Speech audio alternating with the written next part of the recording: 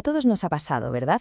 Tener una de esas preguntas que, de repente, aparecen en la cabeza y no nos dejan en paz. Bueno, pues en los próximos minutos vamos a desvelar el mapa que transforma esa pequeña chispa de duda en una conclusión sólida. Vamos a ver cómo se hace ese viaje desde la simple curiosidad hasta la certeza. A ver, empecemos por el principio. Toda gran investigación, ya sea para ganar un premio Nobel o para solucionar algo en casa, no nace en un laboratorio súper sofisticado. No. Nace con una pregunta, con un pequeño misterio de nuestro día a día. Pensemos en una situación que, nos ha pasado a todos seguro. Estamos ahí con un boli en la mano, a punto de apuntar una idea genial y, nada, cero, el bolígrafo no escribe. Este pequeño y la verdad bastante frustrante misterio va a ser nuestro punto de partida. ¿Qué es lo primero que se nos pasa por la cabeza? Pues casi por instinto, ¿no? La respuesta más obvia. Seguro que se ha quedado sin tinta. Es la explicación más simple, la más directa, la que primero acude al rescate. Pero, un momento, ¿y si lo miramos y vemos que sí que hay tinta? ¡Ah! Aquí la cosa cambia. Nuestro cerebro, que es una máquina, descarta la primera idea y salta a la siguiente. Quizás el problema no es la cantidad de tinta, sino el mecanismo. ¿Estará la punta atascada? O quién sabe, a lo mejor es una tercera cosa. La tinta simplemente se ha secado por no usarlo. Fijaos, sin darnos ni cuenta, con estas 3 preguntas tan rápidas, acabamos de poner en marcha el primer paso de un proceso increíblemente potente. Hemos visto un problema y hemos empezado a lanzar posibles explicaciones. Pues bien, ese proceso, ese impulso casi instintivo de hacernos preguntas, tiene un nombre y sobre todo una estructura. Se llama el método científico y es básicamente el mapa que guía a cualquier persona, a cualquier investigador, desde una pregunta simple hasta una conclusión sólida y fiable. Y aquí lo tenemos. Esto, en el fondo, es lo que hemos hecho con el bolígrafo, pero puesto en bonito. Empezamos con la observación. El boli no pinta. Formulamos una pregunta. ¿Por qué no pinta? Creamos una hipótesis, pues será que se quedó sin tinta. Diseñamos un experimento. Lo agitamos, lo abrimos para mirar. Analizamos los datos. ¡Ostras! Pero si todavía hay tinta. Y llegamos a una conclusión. Vale, mi primera idea no era la buena. Este ciclo, este bucle, es el verdadero motor de cualquier descubrimiento. Y aquí, ojo, llegamos a una pieza clave de todo este mapa, la hipótesis. Esto no es una suposición cualquiera, es una predicción que podemos poner a prueba. Y se formula siempre de una manera muy concreta. Si hago esto, entonces pasará aquello. Por ejemplo, si caliento la punta del bolígrafo, entonces la tinta que está seca se disolverá y volverá a escribir. ¿Se ve la diferencia? No es una opinión, es una afirmación que podemos verificar ahora mismo. Vale, una vez que tenemos clara la pregunta, el camino se bifurca. Toca tomar una decisión fundamental sobre cómo vamos a enfocar nuestra investigación. La pregunta es, ¿nos interesan los números o nos interesan las historias? ¿Buscamos medir algo con precisión o buscamos entender una experiencia en profundidad? Esta diapositiva lo resume perfectamente.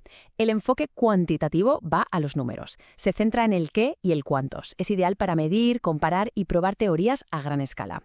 Por otro lado, el enfoque cualitativo busca el por qué y el cómo.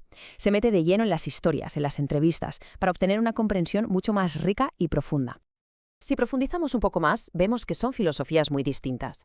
La investigación cuantitativa suele ser deductiva, o sea, parte de una teoría general y busca datos que la confirmen. Va de lo grande a lo pequeño, buscando una realidad objetiva y medible.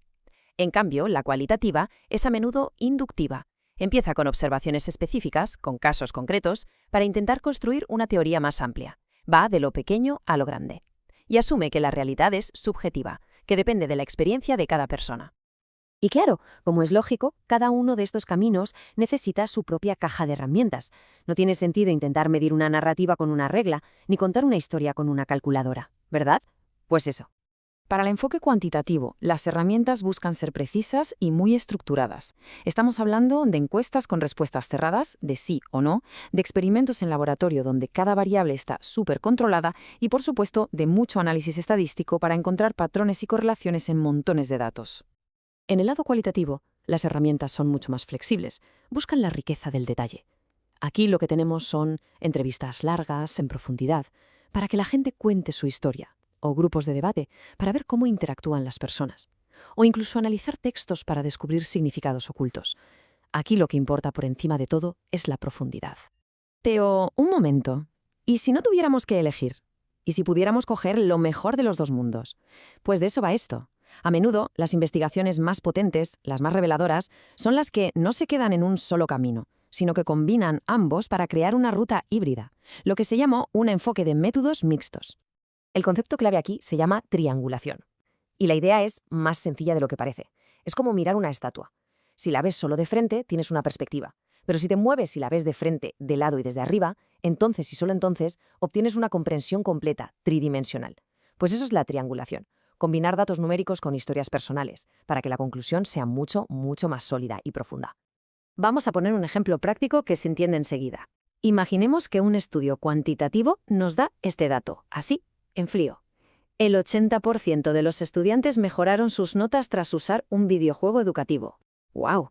El dato es potente, claro y medible. Ya sabemos el por qué. Pero claro, ese 80% no nos cuenta toda la historia. ¿Por qué mejoraron? Y entonces llega una entrevista cualitativa que nos da la respuesta. Una voz real que nos explica el por qué que hay detrás del número.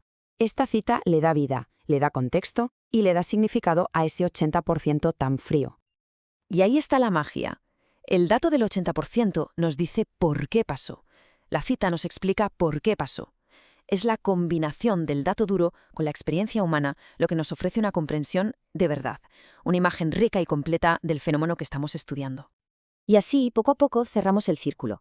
Hemos visto cómo una pregunta tan simple, tan cotidiana como ¿por qué no funciona este bolígrafo? Es en realidad el punto de partida de un camino estructurado que nos lleva directos al descubrimiento. Y esta es la clave de todo, de verdad. Este proceso, esta forma de pensar, no es algo exclusivo de científicos con bata blanca en laboratorios. Es una herramienta fundamental que se puede aplicar en los negocios, en el arte, en la ingeniería o simplemente en nuestro día a día.